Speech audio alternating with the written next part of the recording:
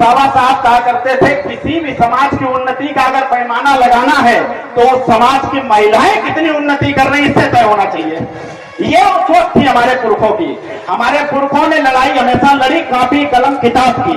ये लड़ाई शुरू होती है तथागत बुद्ध से और आके दिखती है ये अपने ज्योतिबा फूले जी पे, सावित्रीबाई फूले शेख फातिमा से होते हुए ये आती है B.R. अम्बेडकर साहब, इसके बाद माननीय कांशीराम साहब, इसके बीच में भी बहुत सारे लोग हुए, हमारे गुरु रैदास जी हुए, बाबा गोडसे जी हुए, जो कहा करते थे आधी रोटी खाओ, रोटी हाथ में रख के खाओ मगर बच्चों को अवश्य पढ़ाओ। क्योंकि मैं अभी जीता जागता उदाहरण देख रहा था, एक छोटी सी बिटिया, ये कापी कलम किताब की ताकत है। अब समझिए बाबा साहब अगर महान बने हैं तो वो कापी और कलम किताब की ताकत से बने हैं। और राहुल का यादव अगर किसी विश्वविद्यालय में पहुंचा है तो बाबा साहब के संविधान से, किसी की कुरान से नहीं।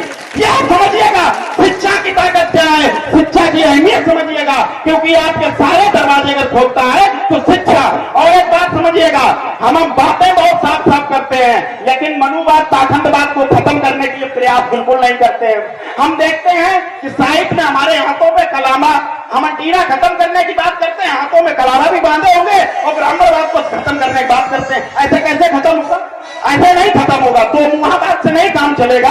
हमारे पुरखों ने त्याग दिया है। बाबा साहब अंतिम समय बड़ा दुखी थे।